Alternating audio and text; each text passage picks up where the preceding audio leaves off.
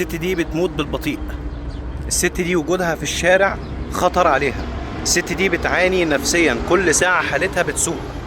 أنا من أسبوع تقريبا كنت هنا بعمل شغل هنا في عربية، وبعدين جيت سمعت صوتها بتستغيث. سألت الناس قالوا لي ده هنا من أول رمضان نايمة على قماشة مقطعة ويا دوب بطانية مقطعة مغطياها. لقيت المسكينة دي بتعاني نفسيا، عندها اضطرابات نفسية. اتكلمت عن المسكينة ديت وقدمت بلاغ في وزارة التضامن الاجتماعي عن طريق الواتساب، وقدمت كل تفاصيلي الشخصية وقدمت عنواني وقدمت اللوكيشن بتاعها، وقالوا لي هيتم إرسال التدخل السريع للوزارة لإنقاذ هذه المسكينة. بعدها بيوم لما ما لقيتش حد جه اتصلت بالخط الساخن وقدمت نفس الشكوى وقدمت نفس بياناتي لحالة المسكينة ديت. يوميا كنت اجيلها من يوم ما عرفتها، يعني من يوم ما عرفت بيها اجيلها وبعمل معاها اللي بقدر اعمله كمواطن. يعني انا عملت معاها اللي يريحها في الشارع بقدر المستطاع يوميا، فالموضوع اكبر مني. فرحت انا قدمت الشكاوي دي عشان خاطر يتم مساعدتها بصفة رسمية وبورق رسمي. الكلام ده من يوم الثلاث تقريبا، ولحد الان داخلين على اسبوع بكره الثلاث ومحدش ساعد المسكينة دي.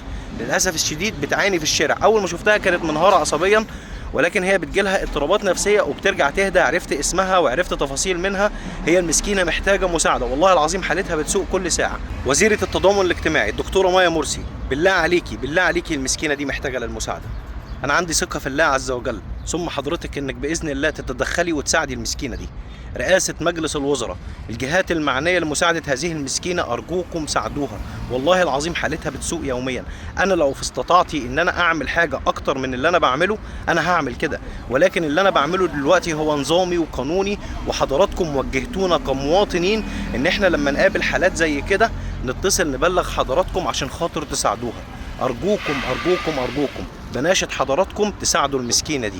المسكينة ديت عنوانها القطامية بجوار مساكن النيل، محطة أتوبيس القطامية. هتلاقوا نجاح قاعدة الحمد لله رب العالمين دلوقتي، يعني أنا الحمد لله. بس أرجوكم والله العظيم الوضع صعب، بالله عليكم الوضع صعب والله العظيم. قعدتها في الشارع كل ساعة بتخلي حالتها تسوء أكتر.